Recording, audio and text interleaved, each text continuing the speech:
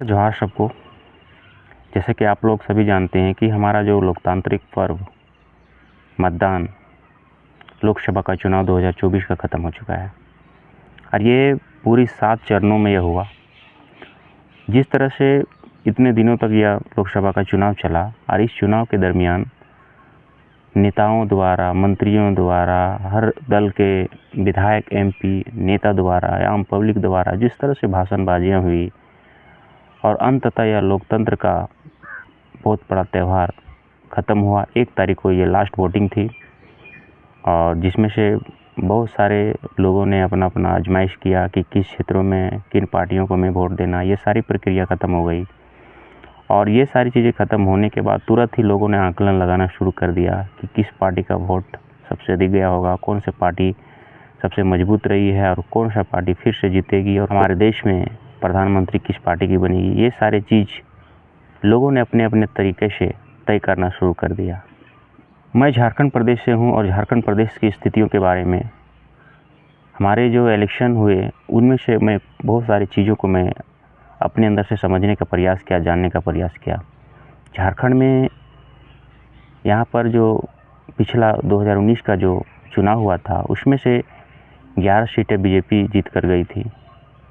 बाकी अन्य पार्टियां जैसे जेएमएम 1 सीट मिला था, कांग्रेस को मिला था। इस तरह की प्रक्रिया हुई थी। कहा जाए तो 2019 में जिस तरह का माहौल था मोदी के प्रति, बीजेपी के प्रति, जिस तरह लोगों को, युवाओं के प्रति जिस तरह उत्साह था, वो उत्साह 2024 में बिल्कुल नहीं दिखा है।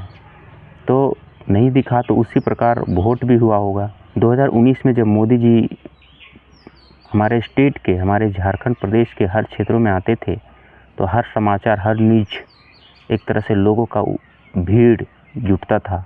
हमारे हजारीबाग डिस्ट्रिक्ट में भी जब आए थे लाखों की भीड़ वहाँ थी, लेकिन इस बार हजारीबाग में आए नहीं, बगोदर में आए और उस तरह की भीड़ जो पिछला 19 में जिस तरह का भीड़ था वो भीड़ दिखा नहीं। और मोदी जी कब झारखंड में आए, कब चले गए चुनाव प्रचार करके, किसी को पता नहीं चला।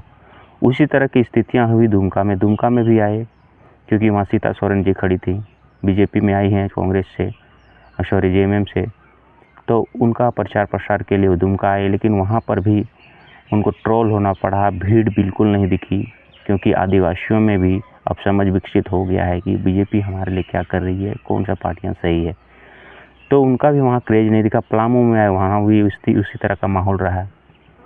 मतलब कहा जाए कि मोदी जी इस बार झारखंड के जिस क्षेत्रों में, जिस डिस्ट्रिक्ट में आए, उनका वर्चस्व और उनका भीड़ और उनका मनोभाव और उनका जिस तरह का पहले उत्साह और वर्चस्व था, इस बार झारखंड में नहीं दिखा है। मैं ये सारी बातें इसलिए कर रहा हूँ क्योंकि 1 तारीख को जैसे चुनाव ख़त्म हुए हैं, 1 तारीख के शाम से लेकर अभी तक हर चैनलों में सिर्फ चर्चा हो रही है एग्जिट पोल के कि कौन सा पार्टियाँ आगे निकल रही, कौन सा पार्टियों के वोट अच्छा हुआ है, कौन सा पार्टी फिर सत्ता में आ रही है। ये सारी चीज़ें चर्चा हो रही है। हमारे झारखंड प्रदेश का स्थितियाँ ये है, हम पूरे देश के बारे में नहीं चर्चा करते हुए मैं सिर्फ झारखंड के बारे में बात कर रहा हूँ कि झारखंड में एग्जिट पोल बता रहा है कि 11 से 12 सीटें फिर से बीजेपी ला रही है और बाकी जेएमएम की सीट नहीं दिखा रहा है, कांग्रेस तो 0 में दिखा रहा है। और कहा जाए CPI-ML जिसको माले बोलते हैं, वो तो वहाँ 2 से 3 सीटें दिखा रहा है। अब समझ में नहीं आता है कि वहाँ हमारे जो महागठबंधन का जो महागठबंधन यानी कि इंडिया का जो ग्रुप है, वो लोग तो सिर्फ एक ही सीट में लड़ने के लिए बिनू सिंह को बगोदर या कोडरमा विधानसभा में दिए हैं, लेकिन वहाँ 2 से 3 सीटें, 2 से 3 विजय का माहौल दिखा रहा है हमारे बहुत बड़े बड़े चैनल, जी न्यूज वाले। तो सोचने वाली बात है कितनी पारदर्शिता और कितनी निर्भीक और कितनी निष्पक्ष भाव से इन्होंने एग्जिट पोल दिखाया, ये आप समझ सकते हैं। क्योंकि बीजेपी के बारे में यहाँ देखा जा रहा है कि 11 क्षेत्रों में 11 लोकसभा सीट यहाँ पर जिताया हुआ दिखाया जा रहा है एग्जिट पोल द्वारा, जबकि वैसी स्थितियाँ इलेक्शन के प्रचार के दौरान नहीं दिखा है। हम जिस क्षेत्र में हजारीबाग में रहते हैं, यहाँ पर पिछले चुनाव में जयंत सिन्हा जी जीते थे जो बीजेपी के थे और ये 30 वर्ष बीजेपी यहाँ जीती है लगातार, तो नहीं कह सकते लेकिन 30 साल यानी 6-25 इतना बार वो लोग जीता है। लेकिन यहाँ पर बीजेपी जब जयंत सिन्हा जी जीते थे पिछला बार, तो यहाँ पर माहौल कुछ लड़कों के प्रति बहुत अच्छा था। यहाँ पर ST SC OBC सब मिल के उनको वोट किया था बिना काम के, सिर्फ मोदी के नाम पर यहाँ पर पूरी तरह से हजारीबाग में उनको वोट मिला था। लेकिन इस बार वैसी स्थितियाँ नहीं हुई है। वहाँ JP पटेल कांग्रेस से खड़े हुए थे, कांग्रेस के पक्ष में मुस्लिमों का वोट कहें तो आदिवासियों को वोट और कुछ ST SC OBC मिलकर वोट किए हैं। तो ज़्यादातर जो कोरी और कुर्मी का वोट यानी OBC का वोट जो BJP में जाता था वो कहीं ना कहीं निर्दलीय प्रत्याशी संजय मेहता जो जयराम महतो के पार्टी JB केसेस से थे उनको वोट मिला है। तो ये हम कहीं नहीं कह सकते कि हजारीबाग का सीट BJP के पक्ष में जाएगा, जबकि एग्जिट पोल में दिखा रहा है कि हजारीबाग का सीट BJP जीत रही है। ये बहुत सोचने वाली बात है। हालांकि रिजल्ट कल दिख ही जाएगा कि क्या रिजल्ट होता है। दूसरी बात करते हैं, BJP यानी जी न्यूज़ या कहें तो सारे बड़े बड़े चैनल दिखा रहे हैं कि गिरिडीह लोकसभा क्षेत्र का जो है उसमें भी दिखाया जा रहा है कि BJP यानी NDA के पक्ष में वहाँ पर NDA के पक्ष में वहाँ पर मतलब सीट जीतता हुआ दिखाया जा रहा है। लेकिन वो सीट जीतता हुआ क्यों दिखाएगा? वहाँ जयराम महतो जो आंदोलन पिछले 2 साल से कर रहे हैं वही खड़े हुए थे, वहाँ वोट प्रतिशत बहुत ज़्यादा जयराम महतो के प्रति हुआ। ये सारा मीडिया जानता है, बड़े बड़े चैनल भी जानते हैं, लेकिन फिर भी वहाँ BJP के पक्ष में जीतता हुआ दिखा जा रहा था। ये सोचने वाली बात है कि गिरिडीह भी सीट BJP को नहीं मिल रहा है, लेकिन यहाँ पर एग्जिट पोल में उसे भी जिताया हुआ दिख रहा है। तो अब वो भी देखना है कल कि वहाँ का रिजल्ट क्या होता है। तीसरी बात करें तो रांची की बात। रांची में संजय मेहता BJP से खड़े हुए थे, लेकिन वहाँ का माहौल भी इसी तरह है। वहाँ पर लगातार विरोध हो रहा था। वहाँ भी JB केसेस के देवेंद्र नाथ महतो खड़े थे, उनके पक्ष में भी वोट हुआ है। कांग्रेस के प्रति भी वहाँ पर मान सम्मान लोगों ने दिया है। यशस्वी शाह ऐसे नाम से वो खड़ी थी, जिसे सुबोध कांत शाह की बेटी थी, वो खड़ी थी। वहाँ पर भी कहा जाए तो वो सीट फंसा हुआ। हालांकि रांची का सीट लग रहा है कि BJP अपने पक्ष में कर लेगी, लेकिन अभी कुछ कहा नहीं जा सकता है क्योंकि तगड़ा मुकाबला वहाँ भी हुआ है। अब देखते हैं रिजल्ट क्या होता है। लेकिन BJP के पक्ष में जो TV का जो न्यूज़ चैनल है वो भी दिखाया है कि BJP ही वहाँ पर जीत रही है। तीसरा हो गया। अब चौथा बात करते हैं पलामू सीट में BD राम जोशी साल के वो उनको टिकट दिया गया था। वहाँ पर तो पहले ही से लोग विरोध कर रहे थे कि BJP को उसको इतने एजेड को टिकट नहीं मिलना चाहिए, लेकिन फिर भी BJP BD राम को ही टिकट दिया था क्योंकि बहुत अंतराल 4 लाख से आसपास से वोट से वो जीते थे। लेकिन विरोध वहाँ भी हुआ था। वहाँ पर ममता भूइयाँ नाम की खड़ी है जो RJD से हैं, अब उनके पक्ष में भी वोट हुआ है। अब देखते हैं वो सीट कैसा होता है। अगर सेफ सीट कहीं माना जाए तो पलामू हो सकता है, लेकिन वहाँ भी विरोध प्रदर्शन हुआ था। अब देखते हैं वहाँ की सीट BJP बचा पाती है कि नहीं, वहाँ भी संदेह के घेरे में। हालांकि जो मीडिया चैनल है वो दिखा दी है कि पलामू भी सीट वो जीत रहे हैं। अब बात करते हैं कोडरमा सीट में पिछले बार 2019 में वहाँ पर अन्नपूर्णा देवी भी जीती थी, जो कि RJD से पहले फिर BJP में गई थी, तो वो सीट जीत गई थी। लेकिन इस बार वहाँ का जो टक्कर विनोद सिंह माले के विधायक हैं बगोदर के, वो खड़े थे और उनका भी पलड़ा बहुत भारी था। वो भी बहुत अच्छे से प्रदर्शन किए थे अपने क्षेत्र में, प्रचार प्रसार बढ़िया हुआ था और लोगों के प्रति BJP के प्रति काफ़ी नाराज़गी थी। तो विनोद सिंह के प्रति लोगों ने अच्छा रुझान दिखाया था और वोट देने के प्रयास किए होंगे।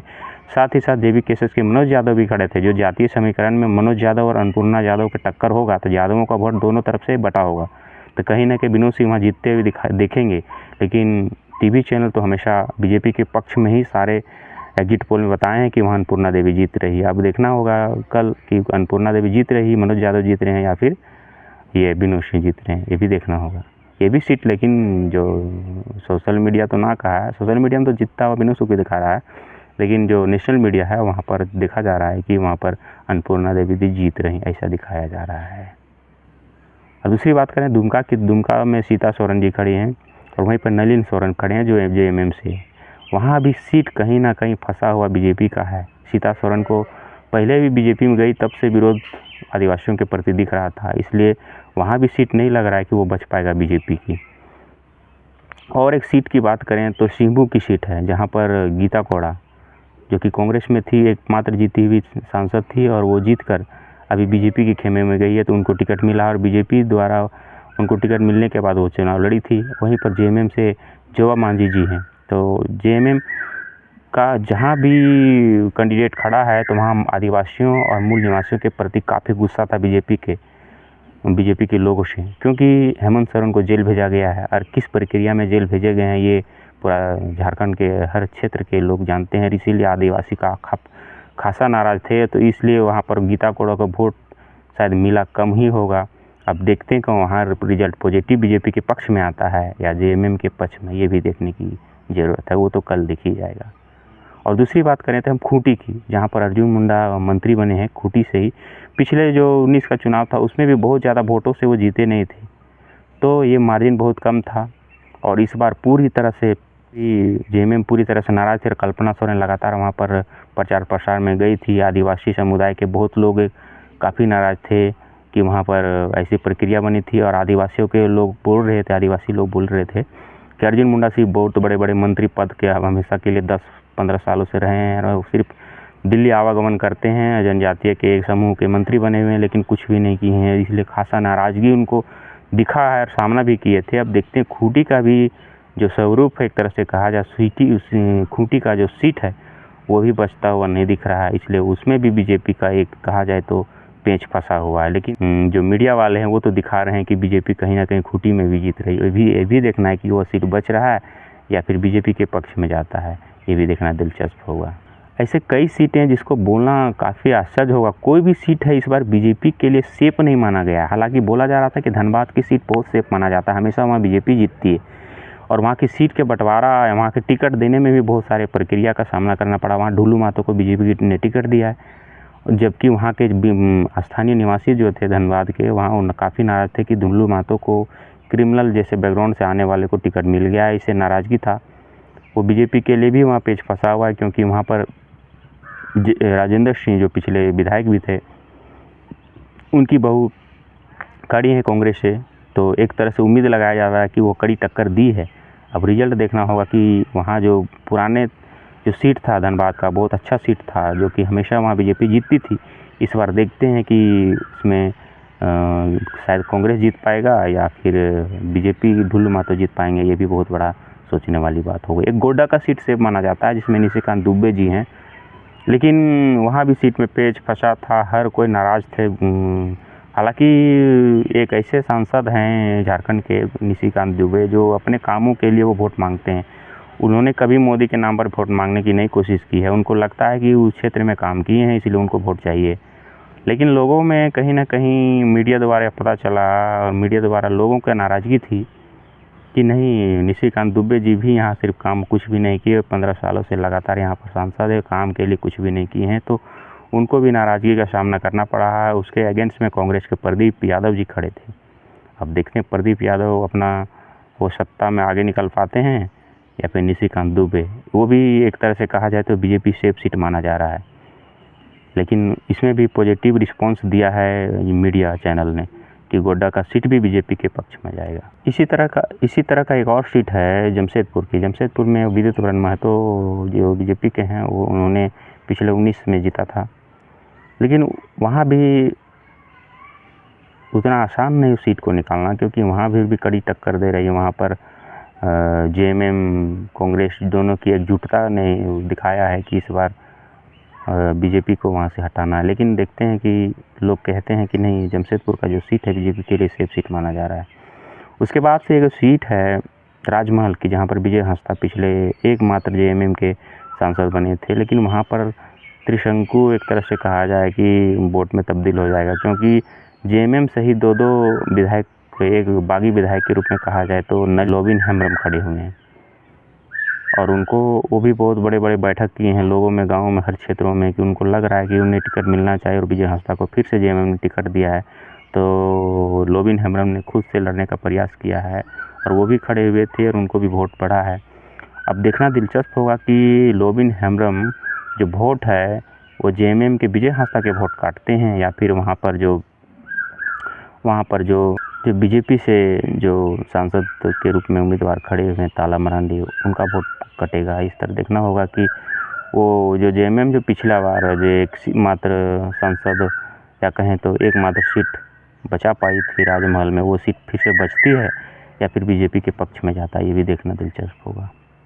उसके बाद एक लोहरदगा की सीट है, वहाँ पर एक माना जा रहा है कि कांग्रेस के लिए सेफ है, क्योंकि सुखदेव भगत लगातार 19 में 14 में इस तरह हर बार वो हारे हैं, और बहुत कम मार्जिन में, कभी 5000 कभी 7000 वोटों से हारे हैं।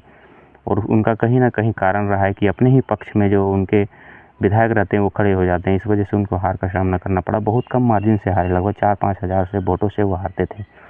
और इस बार सुखदेव भगत बीजेपी में जाके फिर से कांग्रेस में आगे आए हैं और कांग्रेस के पक्ष में लड़ाई की है और वहाँ पर बीजेपी के सुदर्शन भगत हमेशा जीतते आए हैं। तो इस पर देखना है कि लोहरदगा का सीट में कांग्रेस अपना पक्ष में ला पाती है या फिर बीजेपी अपने पक्ष में ले जाती है, भी देखना दिलचस्प होगा। तो इस तरह कहा जाए कि कुल एनालाइज हम झारखंड का इसलिए किए हैं क्योंकि जिस तरह से रुझान और जिस तरह से एग्जिट पोल में ये बड़े बड़े टीवी चैनल दिखाए हैं कि हमेशा बीजेपी के पक्ष में 10 या 11-12 सीटें दे रहे हैं, तो उनमें कितनी सच्चाई है ये सारी चीज़ें हम बताने के प्रयास किए हैं कि झारखंड में ऐसी स्थितियां नहीं है। बीजेपी पहले जिस तरह से 14 और 19 में माहौल था, इस बार बीजेपी का झारखंड में ऐसा माहौल नहीं है। अब देखना दिलचस्प होगा कि ये जो कल का जो रिजल्ट होगा वो फाइनल रिजल्ट इसी टाइम 3-4 बजे के आसपास सारा क्लियर हो जाएगा कि झारखंड में हालांकि बीजेपी की स्थितियाँ कैसी है, जेएमएम की स्थितियाँ कैसी, कांग्रेस की स्थितियाँ कैसी है, ये सारी चीज़ें कल तो स्पष्ट हो ही जाएगा।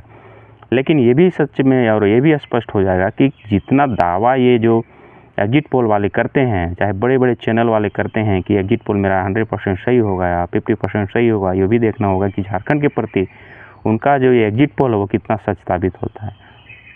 बहुत बहुत धन्यवाद। नमस्कार, जोहार।